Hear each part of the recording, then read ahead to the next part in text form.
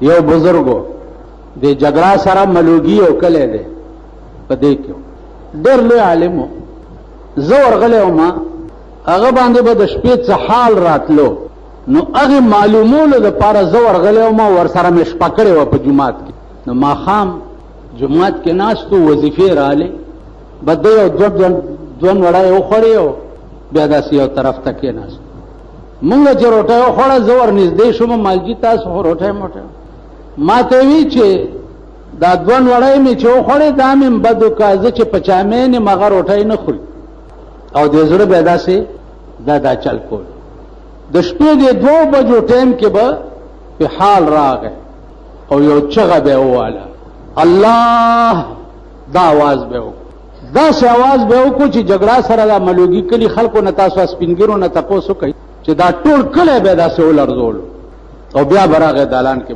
په ټوله شپه کې د ما ملاستو نه لیدو اوده مې ونه لیدو بس ناست دی او د زړه دا چل د ورځې به طالبانو ته سبق وي او د شپې به دا چل د شپې د هغه تماشه چې ما د هغې وکړه نو ما ته چې سهار راتلم نو ما ته لاس راکړو ما ته وی چې خبرې زه نورې نه کوم خبرې د عاشق سړي بل چا سره کول چې دي هغه د عشق سره غداري ده خو زما د دې حال بیان چې ونه کې چاته نو زما عزیزانو خلق دغه و چې کوم لاړه اوس دا مونږه پاتې یو نو مونږه ځان ته وګورئ او مونږ ته مو ګورئ بس چې خدای خبر چې مونږه به په خرونو کې قیامت کې ولاړ یو که په کچرو کې به ولاړ یو که په سپو کې به ولاړ یو که په چا دې ټکي ته خیال کوئ چې که ظاهر مې د سړو دي زه سکړما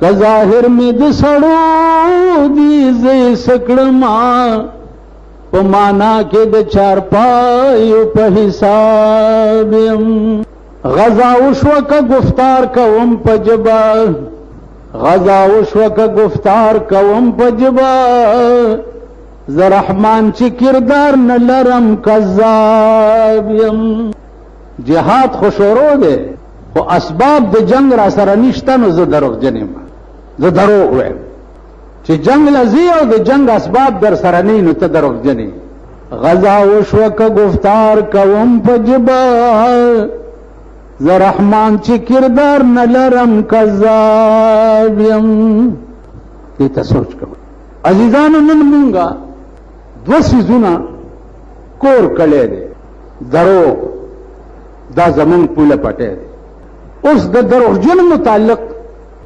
قرآن ویلی دی چې لعنت الله علی الکاذبین خدای وای زما لعنت دی په هغه چا چې څوک دروغ وای دروغ بنوي نن د دنیا پوزیشن وګوره ټول دروغجن که د قوم مشران دي ټول دروغجن که د قوم برسر اقتداره طبقه ده ټول دروغجن پاکستان ولې ښه ورځ نه ګوري چې د هر چا اقتدار راشي دروغ وای اقتدار حاصل کړم په دروغ وای او بیا وروسته وایم دروغ ښه ورځ نه ګوري نن په کابل کې وګوره د طالبانو حکومت دی نو ما نه بله ورځ چا تپوس وکړو چې په دې کابل کې دا دومره یکدم د شریعت نظام څنګه راغی بیګیري سړی پکې نشي ګرځېدی د مانځه په ټایم کې دکان خوشی پرېږده څوک نږدې نشي ورتلی ښځه پکې بربنډه بې بورکې نشي راوتی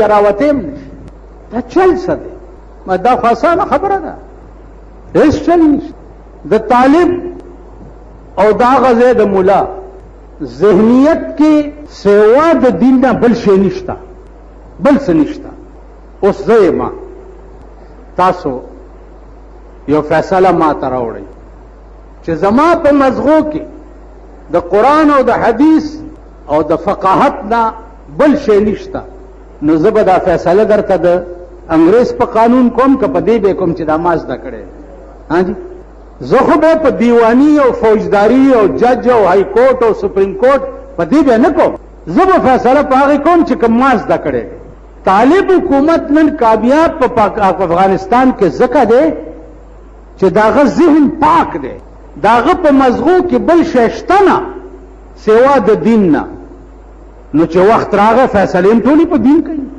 پاکستان کې زمون په دماغو کې کلک ډیر دین شتا ورسره امریکایت شتا ورسره لندنیت شتا ورسره چینیت شتا ورسره جرمنیت شتا ورسره روسیت شتا د دې ټولو پلیتو ملکونو مادي چې دی زمونږ په دماغو کې نو نن د دوی دماغ کې چونکې دین نشتا او امریکایت او لندنیت ته پکې نو دوی فیصله په دین ځکه نه کوي چې دوی له دین ورځي نه دوی په دین پوهېږي نه هغې فیصلې په دین ځکه کوي چې هغې له بې دیني ورځي نه ټول دین دی فیصلې ټولې په دین کوي بله خبره ده چې امریکا خدای هلاک که چې هلاک شي هغه مسلمان نن دې خبرو ته پرېږدي نه لیکن سر دست هغه چې کامیاب دي صرف په دې چې د هغې ذهنونه پاک دي ذهن پلیت نه دی کم شی چې په ذهن کې دی د ملک فیصلې هم په هغې کوي اوس که په پاکستان کې زموږ په ذهن کې قرآن وی زموږ په ذهن کې دین وی نن به د پاکستان دال وی ته ورشه دی کچرو ته 13 او یو کیس دی 13 او بې لیسنه تماچی چې چا سره ونیوه پولیس 13 کې په پرچه ورکي هغه 13 کیس بې لیسنه تماچا 15 کاله کې نه خلاصي 15 لکه مجسټریټان په بدل شي یو 13 کیس نه ختمېږي دیوانی په یو لیس مکه د چا سره جګړه یو لیس او دیوانی کیس کې مسله شروع شوه کلونه به تیر شي د یو لیس مکه فیصله به دیوانی عدالت نه کوي ججان به پی زی او راضی بدلیږي او را بدلیږي او د یو لیس مکه فیصله به ستا په ملک نه کوي نو ځکه له وایم چې د پاکستان حکمران طبقه خدای هم په ټپ وړاندې که چړاندې شي تاسو له پیرنګیانو داسې قانون جوړ کړی دی چې خاوره سپې وګورئ خاوره وګورئ اوس تا په کور غله راله او ډاکه راله غلا یې درنه وکړه او غلو نیوی شو عدالت ته لاړو چې عدالت ته لاړو هغه باقي چې د په کور کې سپاتې دي آب هم خرڅی او بیا به هم په عدالت کې فیصله د غلا نه کېږي نن د غل ضمانت شو په ضمانت راووتو ورپسې ورن شو ورپسې سمن شو ورپسې پلانې شو ورپسې پلان په لوی قهر باخته دلته یو سړي جیب نه چا پیسې ویستې په دې سوزکو موزکو کې چې ګرځئ لږ په جیب لاس ږدئ پیسې تې ویستې وې چې هغه پولیس ته تللی دی پولیس والا ورته وایي چې بس خیر دی گزاره کوه بھیا 23,000 روپۍ رانه ویستې دي 23,000 پرون بل ورځ یو سړی راغی وی ډبګرۍ کې مې 1500 چانه قرض واغستې بجلی بل مې داخلولو او چې تر دکانه راتلمه زه وم او 1500 روپۍ مې جیب کې نه وي پاوا تې چا ویستې نو 30,000 روپۍ تې چا وویستې پولیس ته لاړو هغه بس پرېږدی خیر دی دغه مه کوه نه نه زه کیس الټا پولیس والاو کیس په هغه درج چې دی د دروغو دعوې کوي په خلک اوس نن درېیمه ورځ ده په ده پسې پولیس ځي راځي چې تا پسې بلا ضمانت وارنټ دی دا ستا ملک دی دا ستاسو وطن دی کله کله د دفتر والا غوړکړي غوندې راوځي نو زه وایم چې د غوډو ټوکرای وي او په ده مې وساړولې چې کوم ځای ته روان یې دفتر ته روان په دفترو کې وګوره د یو ټیډي پیسې کار څوک نه کوي یو ټیډي پیسې کار ټوله ورځ ناست دي یا شنې چیسکي یا تورې چیسکي ورسره بسکټ دي یاران دي او دوستان دي او ګپې شپې نواز شریف لاړو صدر کلیکټن سره 35 منٹ ملاقات کړی دی 35 تاسو رښتیا وویل خبره پوهېږئ که نه سم کېنه لکه پلکی وه داسې راته ناست یې لکه چې ترور زامن مې 35 منټه د امریکې د صدر کلیکټن سره ملاقات کړی دی په 35 منټه کې تاسو په ایمان ووایئ ستړی مه شئ په خیر رالی جوړې تکړی کېنه تشریف کېده شنې چای تورې چای 15 منټه کې دام کېږي نو په 15 منټه کې د پاکستان حال به د څنګه کلیکټن ته ویلی یا د کلیکټن نه به د کمې مهربانۍ درخواست څنګه په 15 منټه کې کړی نو دلته چې راغی جي دوره ډېره کامیاب وه او ډېره کامیاب وه داسې سرب راغی چې ډېره کامیاب وه راتلو سره د وړو بوری په 1100 روپۍ شوه ما د کلیکټن پلیت مخ ته وکته هغه پلیتی ځان سره پاکستان ته راوړه مخې سره یې وړه ګران کړه دغسې چل به کېږي د وړو بوری وګوره د غوړو ټیم وګوره، هغه ټیم چې په 170 روپۍ به کېده، هغه ټیم نن 700 روپو ته رسېدلی. هغه د ډالډې ډبې چې په 25 روپۍ به کېده، هغه ډبې پوښتنه وکړه په څو کېږي؟ 280. هغه ډبې په 280 روپۍ. او بیا دغه ډبې چې دې کې دا کم غوړي دي او د کراچۍ نه د دې دا تیل راځي، هغه د کراچۍ تلونه دې خدای درته نه ښایي. کم تیل د غوړو چې د کراچۍ نه راځي او کومو تلونو کې هغه تیل پراته وي، هغه تلونه لږ وګورئ چې هغې کې څه شی پراته وي. لنډ لرې مه ځئ، لرې مه ځئ. یو دکاندار ته ورغلم، د شړشمو تیل مالې په کار دی. ویل جی بل ټیم به راوړو، دا ټیم خو لږ ښه نه دی. مال څه چل دی پکې؟ ویل مګه پکې پرېوتې وه. مال نو څه به پکې دی؟ ویل دا پیکاوړو والا یې وړي، خیر دی خرڅ به شي. دا د اورېدو خبرې درته نه کوم. د سپېغولو ست دی، ست قسم په خدای دی چې دومره دومره د مږو غول پکې دومره. دا دکانداران هغه ست دوی بیا غورځوي او غلو سره خو تشي متیازم سړي نه وځي که نه، که نه وځي تاسو نه. یو ښځه وه بادشاه ته ویې چې زه بادشاه ورته ویل ما سره نکاح وتړه. ویل به در سره نکاح تړم چې زه ستا په تخت غول وکړم. دا څه غول خورئ؟ ویل بس په تخت به دې غول کوم نو بیا در سره نکاح تړم. او وزیر یې هوښیار غوندې و، هغه ورته بیبي بالکل ټیک ده، بادشاه ته به په تخت غول وکړه او بیا به دې ورته نکاح تړم، خو که متیاز یې در نه یو ساس کې ووتې نو سر به دنه پرې کوم.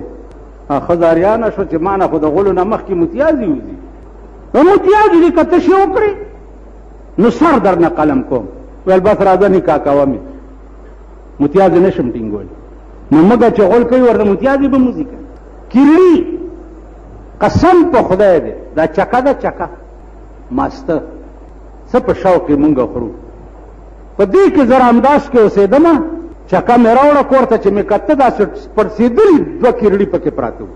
اوس په خانک کې چې کیرړی پرېوځي د چکې، هغه خانک غورځئ که تاسو یې خورئ. دا پی دي د دې دا دوکانونه وګورئ، غوښې وګورئ، غټې غوښې ډمبرې پرې لګیایي که نه. د کساب په دوکان وګورئ د ډمبرو جال لګېدلی، دا ډمبرې غول متیازې کوي په دې دغه کې که نه. مچان ګورئ که نه. دا ګندګي زمونږ خوراک دی، دا زمونږ ژوند دی. په دې خوراکونو په دې ژوند بیا په کومو پیسو چې دا څیزونه مونږ الو، هغه پیسې حرامې، یا د جوارۍ پیسې وي، یا د غلا پیسې وي، یا د ګڼکپۍ پیسې وي، یا یې چا نه جیب والی، یا د چا مړی لمبولی. مړه خو څه ګڼ دي نو، دا پیسې وي او دا د خوراک دی. په ایمان درته وایم او بیا درته په ایمان وایم چې ما په ترکارۍ کې په جومات کې طالب کاسه ایښې ده او چې مې ورته داسې کتلي چرموښکی پکې پرته، چمچورۍ ډمبرې پکې پرتې.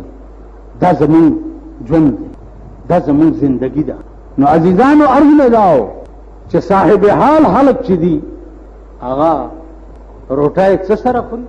د پیاز پاڼه نوړی نه تو کی، شین مرچکې وټکئ، یو څو باټینګړ پکې واچئ، هغې سره روټۍ وکړئ.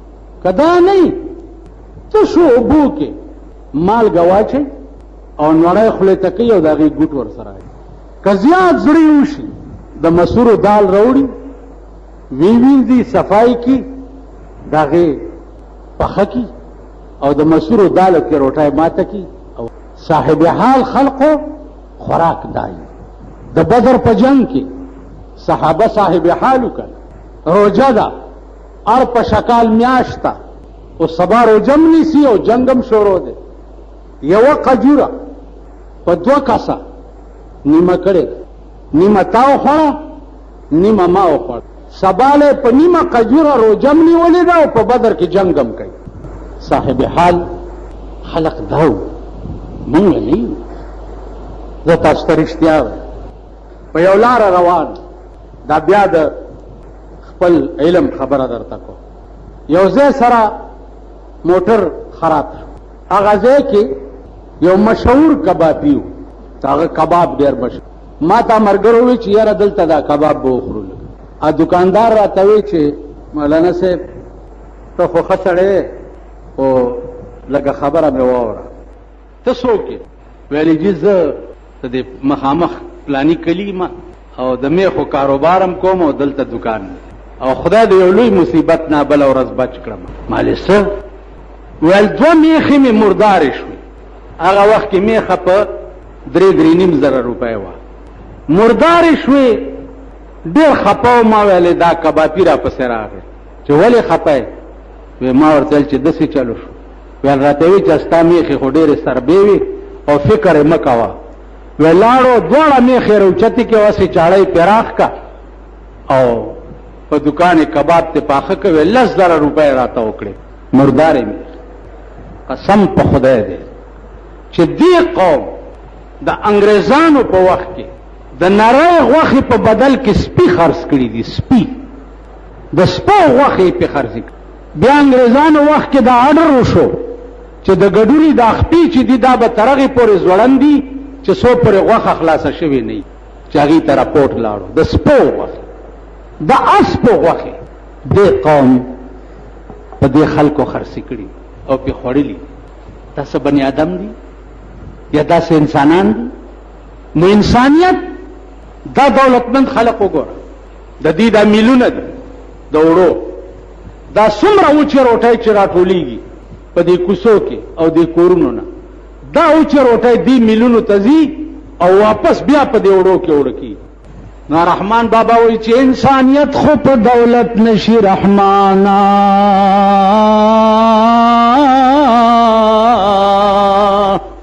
انسانیت خو په دولت نشي رحمانا، کبوت سلزله د سروش انسان نه دی.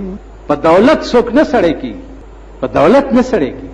کبوت سلزله د سرو زرو جوړ کې هغې ته څوک انسان وایي؟ نو دا دولتمند د دولت بوتان دي او په دولت څوک سړی کېږي نه. مونږ دلته یو ډېر لوی دولتمند دی، مونږ سره په یو جرګه کې تللی و. نو چې چاته په جرګه تلي نو هغه مونږ وی چې خان به ورسره خبرې وکړي. نو دا خان ټکی ډېر خطرناک ټکی او زما په نیس خان داسې شی دی لکه خرې ته څوک وایي چې لښتی. خرې ته چا لښتی ویلي بیا په ډېران غول نه خوړه خرې، ویل ما ته یې لښتی ویلي. نو مونږ وی دا خان به ورسره خبرې وکړي. نو خان ورته څه وایي چې د چا زوی بړو وایي مونږ راغلي یې او تا ته راغلي یې او ته دې سړي سره جوړه وکړې او دا ټوله جرګه تا ته یې راغلې ده او ته خامخا دې سره یې جوړه وکړه. زه اوس ناست یم ورته داسې ګور ورته مې ویل خان دې خوښ دا یې دې پکې څه وکړه راغلي یې او پلانې یې. تاسو به د خانانو خبرې نه اورئ چې خبرې کوي که نه؟ ښه نو بیا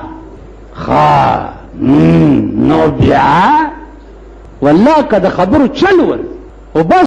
د قرآن خبره ده چې مثال د بې عمله ملا داسې دی لکه د کتابونو خزانه چې په خر بار کې. وایه ملا کمثل الحمار یحمل اسفارا، د دې مثال څنګه دی؟ لکه د کتابونو گنج او خزانه په خر بار کې. د بې عمله ملا داسې مثال دی او د بې سړیتوبه سړي داسې مثال دی لکه د دولت خزانه په خره بار کې. نو خر خو نه سړی کی، نن دولت خرو ته په لاس ورغلی. یو بل ټکی واوره په ټپو کې نه چې پاکستانی قوم نامه او په خبر ګوړون دي دغه او لاس ټپی او سوینی نه دی. خو ګورې کلرک هغې دپاره دا شرط دی چې یا اف وي یا بی نو جونیئر کلرک برتی کېږي، یا اف وي یا بی. د سپۍ دپاره دا شرط دی چې ته به هله سپۍ کېږي چې 10م پاس وي. ټیک دا قانون دی. کوالیفیکیشن راوړو، کاغذونه راوړو، ډومیسایل راوړو، پلانې راوړو. او د وزیر دپاره 4م جماعتم شرط نه دی. 4م چې 4م یې ویلې یا به وزیر کېږي دا شرط هم پکې نشته. نه چې د بازګل کوته کی او قوم ولا ووټ ورکړي یا به وزیر کېږي. نن راشي دا وزیرانو کې دا هیلث منسٹر دی، دا ایجوکیشن منسٹر دی، دا پلانیګیشن منسٹر دی، دا لا قانون منسٹر دی، دا پلان تعلیم څومره دی. اوس یو ښځې ته چاوي د زوی واده دی ګډېږي نه، وی چل نه راځي، وی خاصه خوځه را خوځه نه وشو ګډېده څه دغه ته خو نه وي وډولکي ته خوځه را خوځه نه. دا ستا ملک دی، دا ستا وطن. 2 کسو سره مې دا کار کړی، تعلیمي حیثیت خو وو. په الیکشن کې ولاړو داسې مې ودرول، مالو وایي چې 1 2 3 په مونږ د ښځې په 3 کاڼي طلاقي چې مونږ به خرڅېږم نه او مونږ به تختم نه. ویل چې 1 2 3 په مونږ د ښځې په 3 کاڼي، چې وخت راغی هغه دواړه وتښتېده. اوس هغې دواړو له د زمري زړه ورکه ما ته مخامخ کېږي نه. هغه ورځ مې ما یو ولیدو په صدر کې مخې داسې ومنډه یې کړه، ښځې مې پې طلاقي. د بس همغه خبره ده چې زاغان کې ناسته په سر د سر وي، توتیان ته لاندې د ځان ویرونه کوي. زاغان کې ناسته په سر د سر وي، توتیان ته لاندې د ځان ویرونه کوي. رزیلان پاسی عبدالعظیما په شریفانو اعتراضونه کوي. رزله د زمانه په سر د سر وناست، توتیان د زمانه خاورې په سر باج کوي. نو عزیزانو دا دعا وکړئ. تاسو وګورئ تاسو په دې ملک کې اربونه روپۍ خرج یوازې په دې محکمو دی. عرب ملکونو ته ورشئ، په مکه کې ما تپوس وکړو چې دلته کچرۍ عدالت پلانې ډینګړې. معلم ما ته وایي امیر یحیی خدای دې وبخي، هغه ما ته وایي چې لیس هنا کچرۍ او اف آی آر او پلانې او پلانې. دا وګوره بابو سعود د پاس دفتر دی، یو قاضي پکې ناست دی، یو قاضي د دې ټولې مکی حکومت چلی. ایجوکیشن هم دا دی، هیلث هم دا دی، قاضي هم دی، ہائی کورٹ هم دا دی، سپریم کورٹ هم دا دی، جج هم دی، مجسټریټ هم دا دی. دا یو قاضي هر څه دی. کیس وشو لاس تړلی سړی ورته پیش کړو، پاټک یا ته سر پرې کوي، یا ته لاس پرې کوي، یا ته غوږ پرې کوي، یا ته پوزه پرې کوي، یا ته خپې پرې کوي، بس ختم شو خبره. داس نشته. ما معلم نه تاسو کو چې دا ولي ما ته مولانا صاحب دلته د یاري په کلونو باندې کیس نه کیږي، نو دا غي د پاره د عدالتونو ضرورت څه دی؟ چپ چپ چپ چپ چپ جلسه خو نه ده، کیس نه کیږي نو دلته د عدالتونو ضرورت څه دی؟ کیس نه کیږي نو دلته د عدالتونو ضرورت څه دی؟ نن 15 کروڑه محکمې دي ستا په پاکستان کې. یو محکمه د پی ډی اے اوس دفتر آیات آباد ته لاړو. د پی ډی اے څه کار دی؟ او کچرتا د کور نه بار دی داسې چونه وکړه. پی ډی اے ډایرکټر د پاسه مجسټریټ کودال سره ور سره نو قانون دی لاس کې واغسته، تا پی ډی اے نه اجازه اغسته چې دا چونه دې دسې وکړه. اوس در باندې بل قهر را روان دی. ان شاء الله د کورس مکه به په فوټوارۍ ناپ کی او د فوټ په سر به در باندې ټیکس لګي. دا د کورس مکین دی، د فوټ په سر به در باندې ټیکس لګي. په دې کوم ځمکه چې ګرځي د فوټ په سر به در باندې ټیکس لګي. اوس در باندې بل عذاب را روان دی. سرمایدار به بچي، تاسو دا مور مړي پلار مړي به د خدای په عظیم قهر گرفتار یې. نو عزیزانو صاحب حال شي، خدای ته رجوع شي، په صحیح معنو کې د خدای تابعدار شي، دا ټول مشکلات به ختم شي.